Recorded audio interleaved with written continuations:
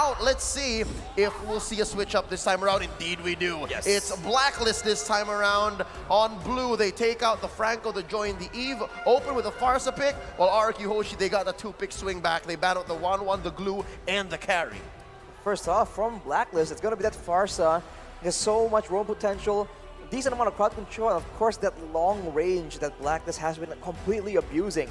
So right now for RRQ, now that there's a very juicy target there, will they try and risk going for an assassin again? Because we've seen that there is a possibility that they like to explore. They've been able to just jump on Haji again and again, but of course that depends on how many dive tools they can secure in this pick phase. Oh, there we go. It's going to be Yuzhong and the Kaja locking for the side of RRQ. I feel like an assassin can still go very well against Blacklist this draft, but it all depends on this current pick phase, right? Yes, you got the Farsa going in. I'm thinking from the Hayabusa, but Edward is going for his signature Benedetta, and there's an Estes, and now the assassin just doesn't look very juicy anymore, right, Dio? Yep, I believe in the whole series is the first time since RRQ has switched sides, the Benedetta has come through. And this has happened in M4, I believe, already, specifically in Blacklist series, that they get these 3 first picks in this order. Almost exactly the same.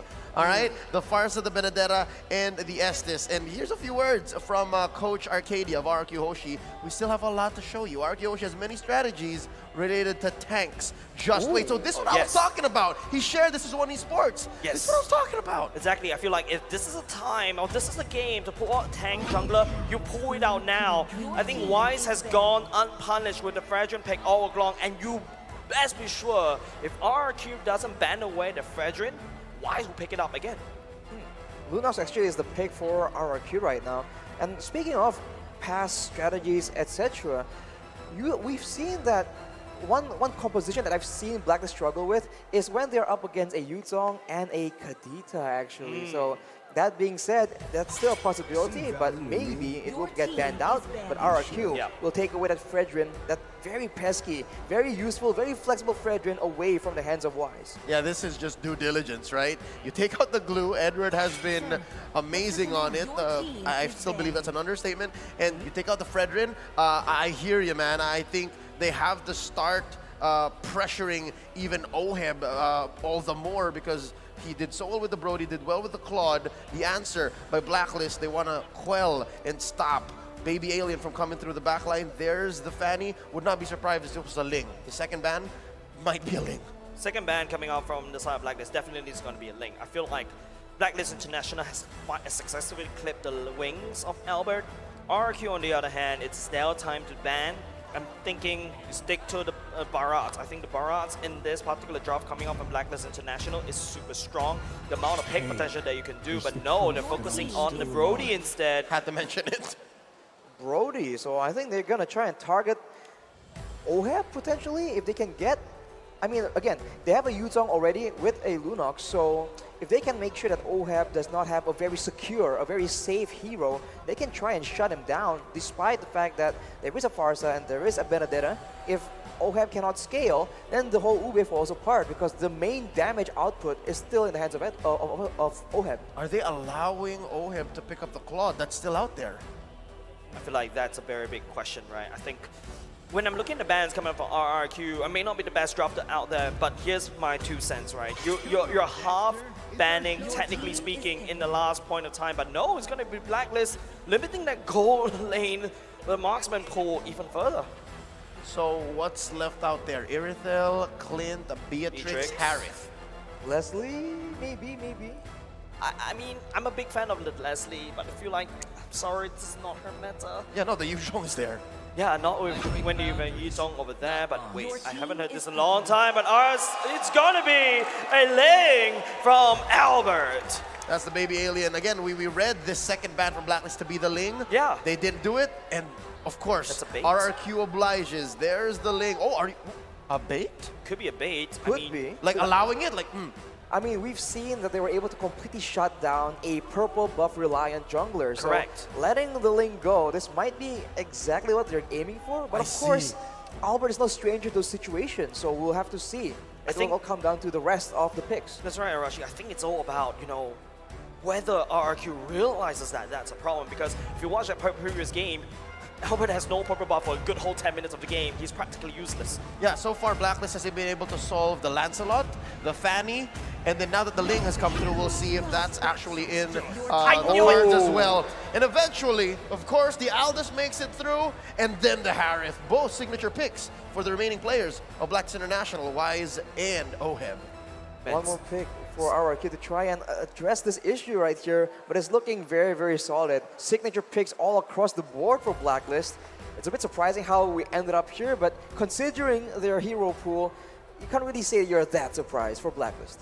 No, I think the biggest question is a lot of stress, a lot of pressure will be on RRQ. It's up to Vin with the Kaja to try to pick up the right targets. Do you pick up, well, the Harith that's zooming around? Or do you pick up the Aldous that's going to go to the back line that just wreaks havoc? It's basically like a dive comp coming off from Blacklist International as well. And there's also that global map presence that could match that link as well. So this is it.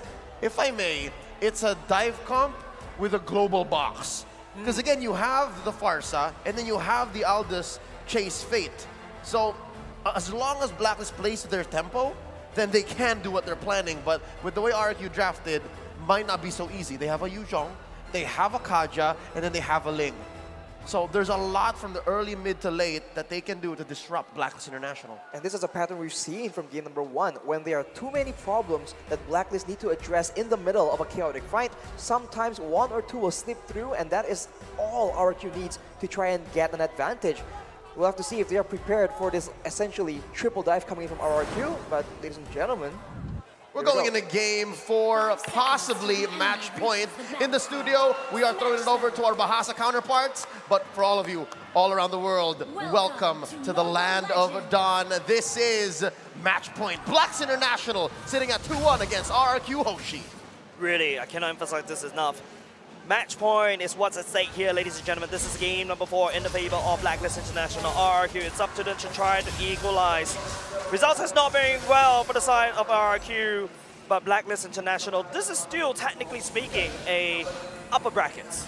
I've seen this again and again, but the Aegis has been used very early by Blacklist every single time. Yeah. And look at this roam coming in from Haji. Oh, that's Might just a pay off. load of damage. The Petrify will be able to walk on the way. It's now Edward time to fly away, but Clay is there. He's trying to do it in chaos, but the stun coming out from Clay. What is going on for the side of Blacklist? An eye for an eye.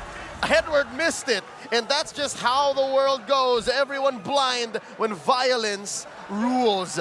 Oh man, this is what I was talking about. This is what we were talking about. Yep. If RRQ puts so much on the board, Blacklist can't answer back. Another thing that RRQ needs to really pay attention and take advantage of this is the potential, the fact that early game, Blacklist should be weaker.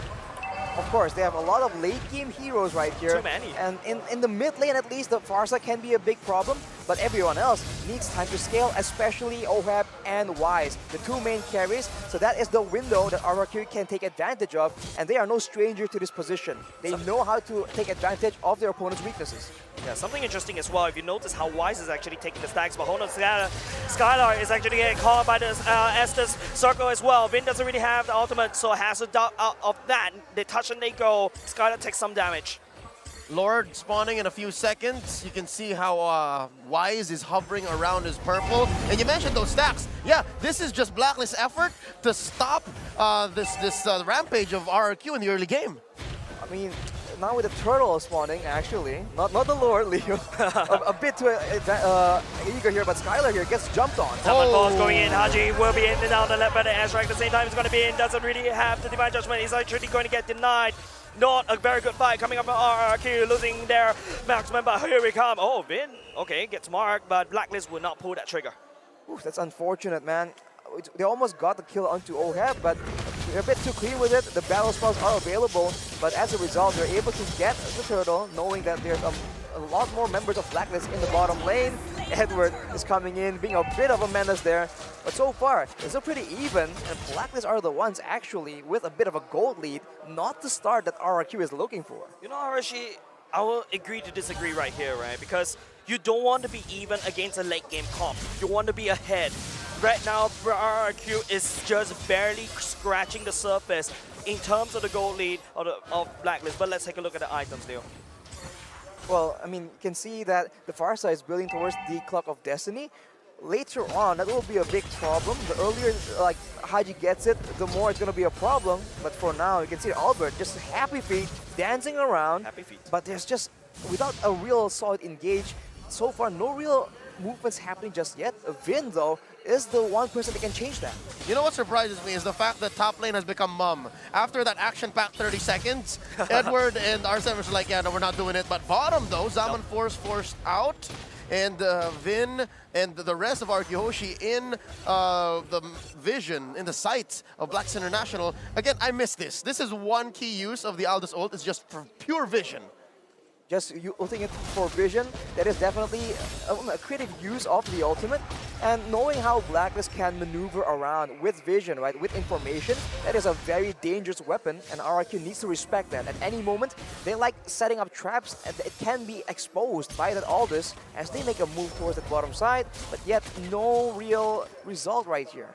That's the problem about the Kaja, right? You need to rely on the Flicker ultimate to land down these struts. But let's take a look at the emblems for now. As both these two teams, they won't be able to find anything on the bottom side. It's just a lot of movement speed and cooldown. I mean, it's just how it is, right? Utility becomes so important for both these teams right now because both of them are not making simple mistakes. They need to be forced into those errors. Otherwise, it's going to be a very slow and calculative game. So with that being said, I think that RRQ has a few more tools to work out with. The Blacklist have the counters as well. This is why the drafting phase was just so confusing, so difficult to predict. Yep, again, something tells me that Aldous ban from a couple of games back in the series, Coach Arcadia, Coach Achille, they were on to Blacklist. They knew that this was up. So here, 5 minutes in, second turtle going for free over to RRQ Hoshi. Blacklist knows their timing still. They know that this is not the time to fight. I respect that, right? If you notice, even the crowd, they identify that there's no point for Blacklist to try to contest the turtle. RRQ, I think the main goal right now is to try to take down as much structures as possible, especially the top-bottom side. You don't want to allow Wise to just walk around gaining resources. But I mean, you can see the Blacklist is trading very smart, intelligently as well. They are not letting go their turrets for no reason. They always try and find something extra, and this is why it's so annoying. Once you think that you have an edge over Blacklist, they just equalize, and look at that damage though. No. That is something that RRQ can definitely use. What damage? See, he's fully healed. Right now, it is Blacklist time to do the damage. This is kind of crazy, but here comes Adak. It is going to be, oh my goodness, actually taken down. R7 will be trying to look for the pickup right here on the back line, but I don't think Blacklist is ready for the fight right now. Edward is actually trying to just try to find some time. Elba picks up another kill. R7 will also do that soon. 3 member going down. This is not a fight that Blacklist International want to do. We just had to call it, right? Vin, with just a split second to decide, pulls Oh My Venus into RRQ's death ball, and they get 3 for free. Now they're going to capitalize, push this top lane tier 1, and now the map is much smaller. How can Blacklist recover? I mean, James was saying, what damage? That's the damage you're looking for, man. When they combo the spells properly, that is a lot of potential pick-off for the side of RRQ. It's not just Vin pulling out Oh My Venus to ensure that no healing is done. It's also R7 with his eyes set onto Haji at every single fight, one-shotting him if the Petrify is available. It's not so easy for Blacklist. Again, yes, they have the vision. Yes, they have the box, the space. But when you're fighting a lineup like RRQ has, again, that's a mid-Lunox. Real world manipulation. Sorry, not the real world. Feather airstrike going in. Nothing can be found for now. Skylar doesn't connect the random shot. I think right here, Blacklist International is just desperately buying for time. This gold lead still okay for RRQ, but I think they need to do more. They need to crack open mid lane. They're still leading right now, but they're also working against the clock. The late game is dangerous, but the early game. Edward getting surprised, but he'll be able to get out alive right into the healing hands of Oh My Venus. That is the question I ask you, Arashi. What damage? Well, fortunately, Edward was able to survive in the situation, and now Blacklist are the ones actually trying to make a play, but they're sandwiched between RRQ. That might not be the best result. And not only just that, it's going to be Skylar getting tagged by the Aldous as well. Haji going in, the Zaman Force already commented at the same time. Lunox is forced to use the Brilliance, but now R7 is looking for the engage. Elba's trying to look for the backline. It's going to be the Zaman Force, but Elba will be taking down the Queen for now. This is not a fight once again. Blacklist is not ready, and they will lose 2 members. This is a battle of combat mobility, right? There's map mobility, there's combat mobility. You saw how Wise had to walk through the walls. You saw that he was like, oh, Albert, that's not fair. You're on top of the walls. He just couldn't join the fight. And that's just one weakness that Blacklist has just built in. And now, RRQ's going to choke off those resources. Personal. Yeah, this is tough. This is revenge from game 3. RRQ is saying that this is personal. Literally taking away the purple from Blacklist. Looking at the items right here, Blade of Despair and a Malefic Roar completed for Skylar is going to be a lot of damage. But looking at R7, he only has the Hunter Strike. That will be plenty to deal with any squishy member. And as you mentioned, Leo, if they can't kite away, if they can't find ways to survive from the Black Dragon, it's going to be a very tough backline play for Blacklist International. And look at the clapback, right? Look at the capitalization of RRQ. Straight up, going for that inhibitor. They popped the shield, they left a little bit of Oh my Venus! No way! Finn going in for the knock! Normal healing from the side of Blacklist, but it is going to be RRQ losing R7 for just that. Wow, that was a great play, but R7 goes in very, very aggressively, and unfortunately he gets taken out. It might not be the best scenario that RRQ is looking for, but nonetheless, they're taking away all the turrets available for Blacklist, trying to make sure that they have all the macro advantages they need to deal with an Aldous in the late game. You know what's curious is in that engagement, Oh My Venus didn't use the ult, Oh My Venus didn't use the Aegis, so something tells me it was all according to plan. Exactly.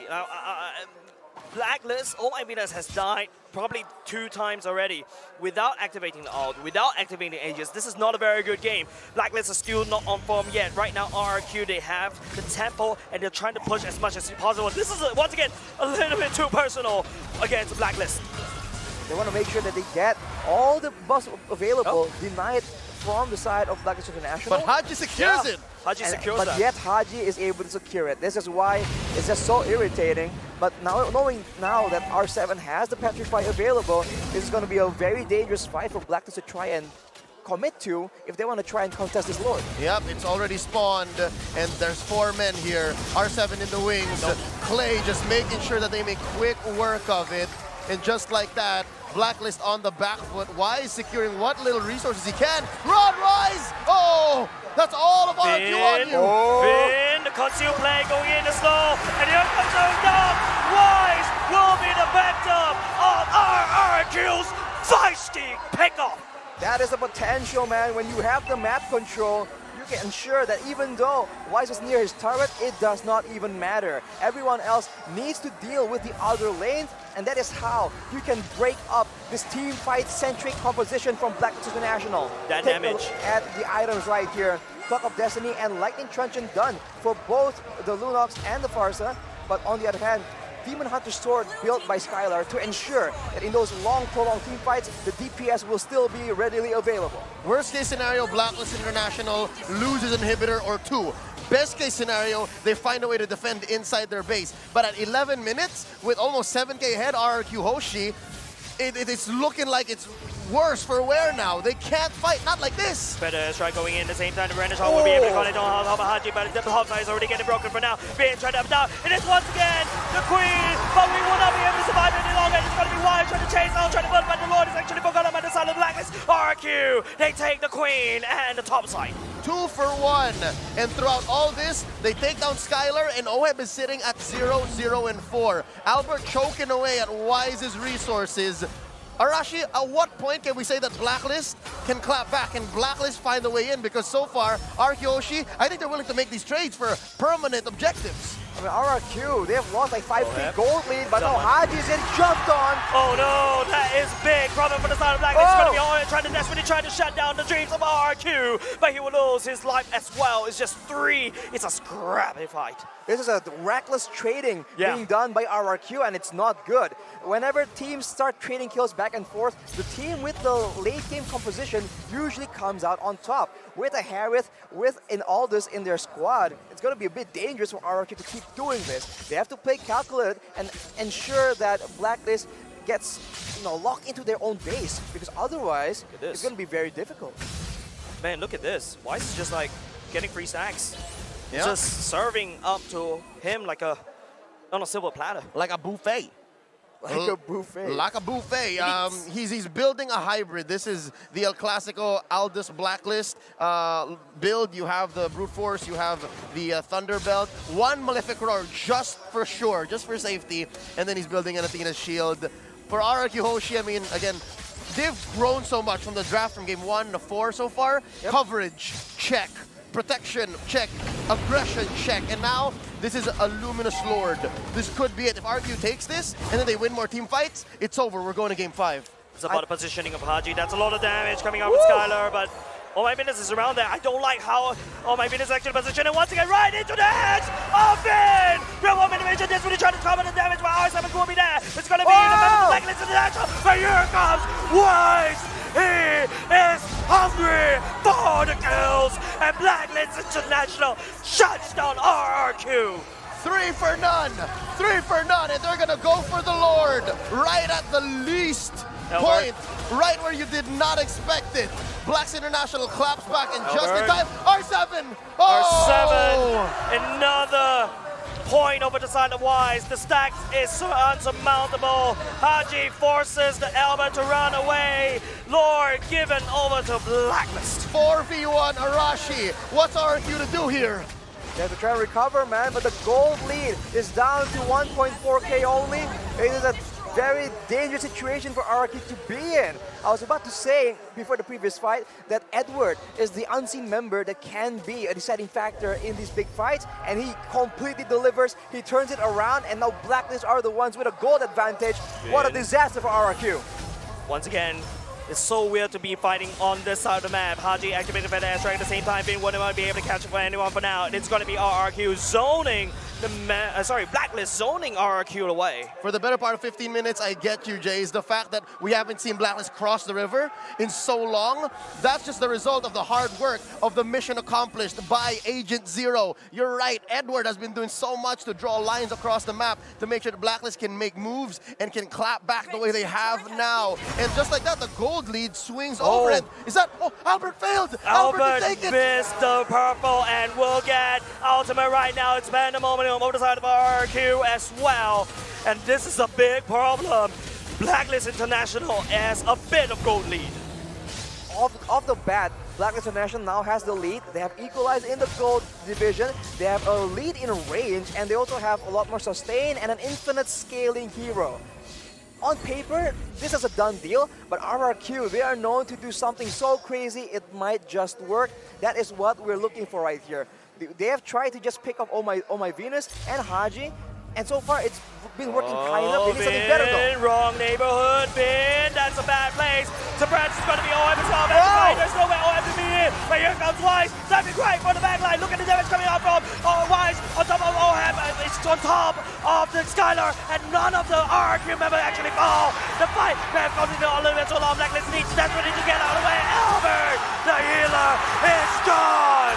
RRQ, they reign supreme. They're looking to end the game. This is personal. The last two members of Blacks International on the map, Edward and Wise. No way. RRQ Hoshi are on a manhunt. And No they way. got Wise. It's over. It's over. 5v1. Edward, he's fighting for dear life. Can he do it? Oh, I don't think so, Leo. RRQ will be equalizing the series. We're going to game 5, folks. We're going to game 5. The Sang Raja claps back. Not here. Not in our home turf.